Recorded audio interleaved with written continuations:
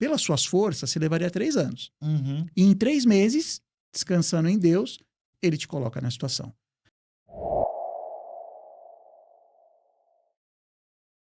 Quais foram os sinais que você foi tendo antes de ter o burnout? Perfeito. Quais sinais que você foi tendo até para outros empresários prestarem atenção nisso, que isso hoje em dia é, de certa forma, até comum, Sim. né? Quais foram esses sinais?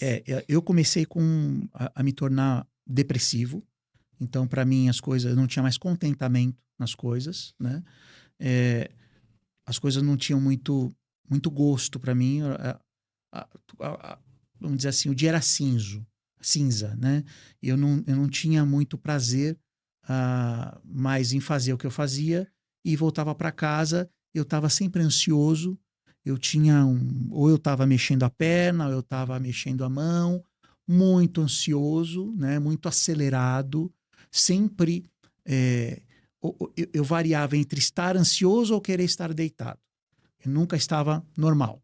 Então eu estava ansioso ou eu estava querendo deitar. Então, começou com esses sinais, né? E aí variava a questão emocional, o emocional começa a virar um castelo de cartas. Então, qualquer coisa desmonta, parece que faz um disjuntor que desliga, esse emocional, ele cai, você fica mal, você fica confuso.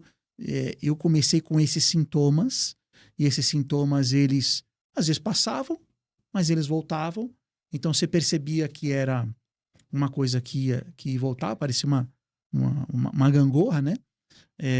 Até o ponto que começou o corpo mesmo se manifestar dessa forma. Suor, tremores, né? Eu não queria conversar, não queria falar nada, não queria conversar com ninguém, que para mim foi outra coisa que eu faria diferente hoje, né? Então, eu teria conversado com a minha liderança a respeito disso. Mas o corporativo também, ele traz uma coisa que é ingrata, que é você não mostrar vulnerabilidades. Não, tem muitas máscaras, né? Muitas máscaras. Então, se mostrar vulnerabilidade, é você sangrar lá no tanque de tubarões. Então, de certa forma, eu entrei nessa vibe. Eu não vou me mostrar. Eu não vou mostrar que eu estou vulnerável, que eu estou doente, né? Então, eu também segurei isso para mim, até o ponto que tornou insuportável. Aí a decisão minha eu não posso estar mais nesse lugar, eu preciso sair desse lugar. E até quando eu falei com a minha liderança, tá bom, você quer fazer o quê na empresa? Escolhe. Não quero. Mas é interessante que você falou que precisou de um mentor para te ajudar com isso, né? Que uma das coisas que a gente trabalha na mentoria é uma mentoria de negócios, né? Financeira, pessoal, profissional, mas também mentoria de negócios. E a gente trabalha o comportamento do empresário, porque a gente precisa identificar esse tipo de comportamento. E uma coisa que a gente identifica também, que às vezes não é só relacionado ao trabalho, porque você é uma pessoa única, então provavelmente você tinha comportamentos semelhantes com a sua família, com os amigos. Então, aquela coisa de... Não é só o trabalho que tá chato. Ficar com a família começou a ficar chato. As coisas que você gostava de fazer, você começa a desinteressar. E aí você começa a perceber que existe uma patologia ali. Né? Que não é só estou desanimado. Falam que a depressão é uma coisa, a tristeza é outra. Então, nós aqui como consultores, como mentores de negócios, a gente trabalha a pessoa, porque por trás do negócio tem uma pessoa.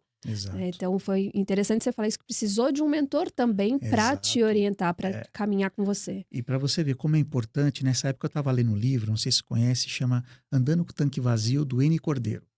É um livro excelente, ele conta a história dele como... ele é um pastor de uma grande igreja, e o burnout que ele teve, e eu me identifiquei muito naquele livro. Mas eu não consegui identificar que eu estava com burnout. Eu precisei de um mentor para isso. Puramente o livro não revelou a mim que eu estava naquele estado, né? E depois do burnout, depois da minha saída da empresa, eu fiquei ainda em Campinas 6 meses, e eu precisei de 11 meses para me levantar. 11 meses. Um processo, né? Bastante processo tempo, 11 meses. Muito difícil. Foi um processo bem difícil. E falando de encontro de fé, chamado, descanso, você disse, tem uma frase que eu gosto de ouvir você falar, que descansar em Deus é acelerar. É acelerar. Como é que essa frase traduz na prática ali o seu dia a dia como empresário? Legal. Olha, Rafael, por que eu cheguei na conclusão dessa frase, né? O empresário, o empreendedor, ele passa por algumas crises. Principalmente crises quando ele está virando um empresário de propósito. E uma dessas crises é a crise do controle. Então, o empresário, na maioria das vezes, ele quer ter o controle das coisas, ele quer ter o controle milimétrico das coisas. Então, se a gente fala que o meu negócio é um negócio do reino, o controle não pode ser meu. Eu estou o CEO do meu negócio, mas o founder não sou eu. Então, quando eu falo que a gente descansar em Deus e acelerar, porque eu gosto de um versículo na Bíblia, que é Provérbios 21:31, que fala: a gente prepara o cavalo para a batalha, mas a vitória, ela vem do Senhor. Então, nós como empresários, a gente tem que continuar preparando o cavalo para a batalha. Uhum. A Bíblia não está falando que não é para fazer. A Bíblia está falando, prepare o cavalo para a batalha, mas saiba que a vitória não vem do seu cavalo. A vitória vem do Senhor. Então, esse descansar é saber que a vitória vem dele. Então, o empresário que quer ter o controle, o empresário que ele não aceita o tempo de descanso, que é a ordenança. Pô, Mateus 25 fala que ele alimenta os pássaros. E ele fala, não é vocês mais importantes, não são vocês mais importantes que os pássaros? Então, o empresário que ele não descansa, ele está falando que o controle é dele. A empresa é minha, o controle é meu. Deus fala, ok, tudo bem. Mas se é uma empresa do reino, o controle não é meu, o controle é dele. E a gente aprende a descansar. E a gente aprende a descansar. A gente aprende a descansar porque sabe que eu vou descansar em Deus, eu tenho uma necessidade, Deus sabe da necessidade, eu vou esperar em Deus, Deus vai preparar uma situação. Deus vai preparar uma mesa, Deus vai preparar um contato, Deus vai preparar alguma coisa que, pelas suas forças, se levaria 3 anos. Uhum. E em 3 meses, descansando em Deus, ele te coloca na situação. A gente viveu na CERT várias situações dessa. Que cliente saiu e a gente falou, e agora? Vamos descansar em Deus. Vamos continuar preparando o nosso cavalo para a batalha, mas a vitória vai vir dele. E vinha. Deus mostra pra gente quem está no controle. Então, Senhor, o controle é seu. Decisões importantes, eu tenho uma regra, eu não tomo decisões importantes. Se me apertar agora para uma decisão importante, não. Eu não vou tomar decisão importante, a não ser que põe uma cirurgia aqui, precisa... Ok, perfeito, mas uma decisão de negócios importantíssima, que ela vai comprometer tudo aquilo que eu já conquistei, não vai ser decidido hoje. Para quem eu vou? Para o founder. Eu vou para a oração, eu vou... Aí, lógico, a gente sabe como é que é a dinâmica do empresário, né? Tiago, Deus sempre responde? Não. E quando ele não responde? Às vezes ele demora um pouquinho. Às vezes demora, tem o tempo dele, né? E quando ele não responde? Eu tomo a decisão de empresário. Uhum. É assim a minha regra. Então, mas eu coloquei primeiro para ele. Então, Senhor, está aqui. E por isso que com quem eu tenho andado, eu tenho aprendido 2 coisas importantes. Quando a gente ora, a gente tem que orar por direção, que é importantíssimo para a gente, para direcionar os nossos negócios, mas orar também por intervenção. Senhor, dá direção e intervenção. Se eu tomei alguma decisão e eu não entendi a sua vontade, a sua palavra, e tomei alguma decisão, intervenha.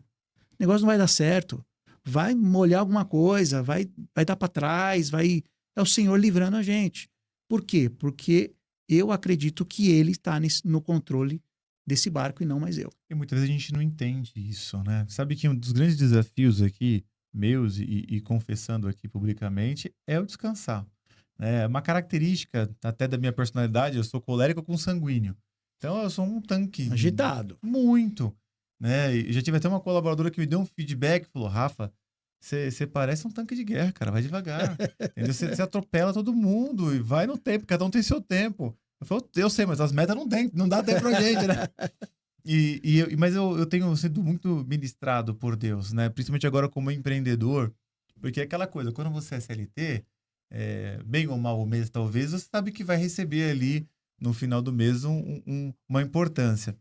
E agora, na consultoria, você depende de contratos. Eu também tive uma experiência de um dos meus maiores clientes, né? Sair da operação, porque aquela coisa, o amigo do parente, não sei o quê, abriu um escritório, aí eu vou lá ajudar ele. Falei, ok, né? Então, sai da operação.